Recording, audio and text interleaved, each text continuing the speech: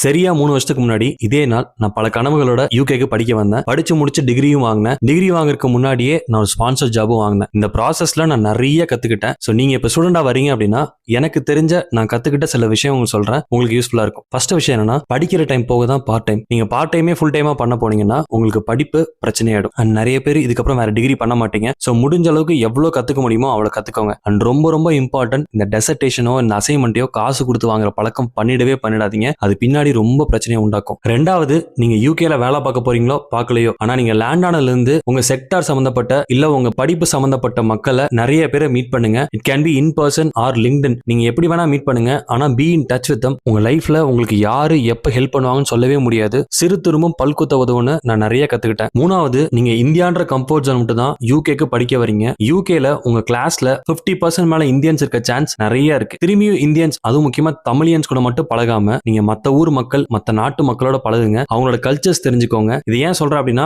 இந்த எக்ஸ்போஷர் நம்ம ஊர்ல கிடைக்க வாய்ப்பு ரொம்ப ரொம்ப கம்மி. கண்டிப்பா புரியுது, வேற நாட்டுல இருக்கோம், சோ தமிழ் பேசுற மக்கள் வேணும் தான். ஆனா தமிழ் பேசுற மக்களோட மட்டுமே இல்லாம மத்த ஊர் மக்களோட பழகுங்கன்னு சொல்றேன். அண்ட் நாலாவது, இங்க வேலை கிடைக்கிறது ரொம்ப கஷ்டம் தான், ஆனா கிடைக்கவே கிடைக்காதுன்னு இல்ல. சோ உங்க முடிஞ்ச அளவுக்கு எஃபர்ட் போடுங்க. அண்ட் முடிஞ்ச அளவுக்கு உங்களோட நாலேஜ் அண்ட் ஸ்கில்ஸை வளர்த்துக்கோங்க. கண்டிப்பா வேலை கிடைக்க வாய்ப்பு நிறைய இருக்கு. And all the best. நல்லா படிங்க.